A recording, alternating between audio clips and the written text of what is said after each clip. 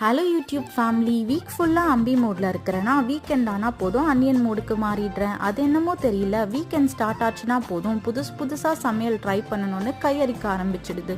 சின்ன வயசுல எல்லாம் சீரியல் பார்க்கும்போது ஒரு ஆக்டர் வரலன்னா இவருக்கு பதில் இவர்னு டைரக்டர் மாற்றுற மாதிரி நான் ஒரு டிஷ் பண்ணலான்னு ஆரம்பித்தா ஃபைனல் அவுட்புட் என்னமோ வேற ஒரு டிஷ்ல முடியுது. ஸோ இன்றைக்கும் அப்படி தான். கௌதம் மேனன் சார் டயலாக் மாதிரி நான் கேட்டது காஜு கத்லி, ஆனால் அவர் எனக்கு கொடுத்தது காஜு அல்வா கலந்த கேசரி. எனக்கு ரொம்ப நாளாக ஒரு டவுட், யூடியூபர்ஸ் நீங்கள் பண்ணால் மட்டும் எப்படி கரெக்டாக வருது, அதையே நான் பண்ணும்போது இன்னும் பேர் வைக்காத டிஷ் மாதிரி வேற என்னமோ வருது? இதுக்கு பதில் தெரிஞ்சால் கமெண்ட்ஸில் சொல்லுங்கள்.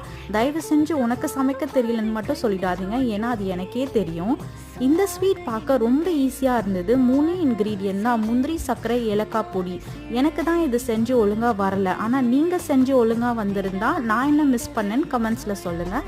சரி, நாளைக்கு இன்னொரு ஷார்ட்ஸில் உங்களை மீட் பண்ணுறேன். தேங்க்யூ.